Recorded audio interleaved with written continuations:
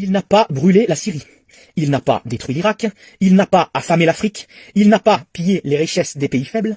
Il n'a pas lancé de bombes nucléaires sur le Japon. Il n'a pas déclenché une guerre sectaire au Rwanda. Il n'a pas fait exploser la Libye. Il n'a pas divisé la Somalie. Il n'a pas financé le pillage systématique des ressources naturelles de la RDC. Il n'est pas derrière les 13 millions de Congolais tués, ni les milliers de femmes violées à l'est de la RDC. Ils essayent de nous faire croire qu'il est le premier ennemi de l'humanité. Quant à ses adversaires qui ont tué, déplacé les populations, pillé des partis, enrôlé des enfants, sont des démocrates et des humanistes.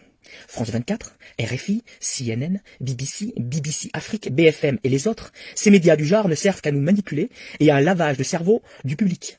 Vladimir Poutine est un héros pour son peuple. Parlons de l'Ukraine, ce que tout le monde devrait savoir. Cela fait 8 ans, depuis la signature des accords de Minsk, que la guerre est présente en Ukraine. Cela fait 8 ans que les cadavres des indépendantistes du Donbass s'entassent. 14 000 morts à ce jour. Cela fait 8 ans que le pouvoir de Kiev tire et tue son peuple sous le regard du monde occidental qui s'en branle les manettes.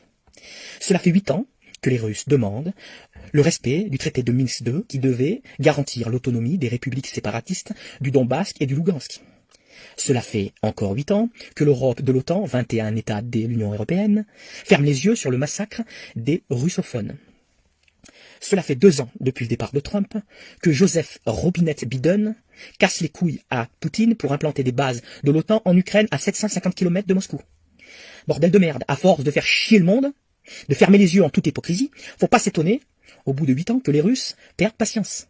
Pour le moment, il ne s'agit que d'une leçon militaire donnée par les Russes, qui ne tiennent pas à toucher la population ukrainienne, mais à juger le nazi Zelensky, maître d'œuvre de tout ce naufrage qui se cache derrière l'Europe, complice, et l'OTAN pour se faire la Russie de Poutine.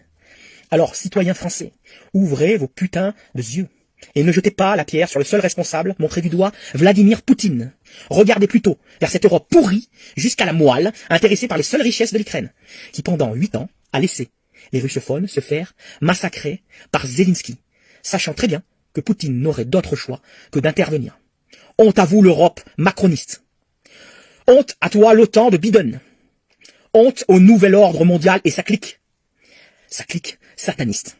Que la vérité triomphe. L'OTAN est une calamité qui doit être dissous immédiatement.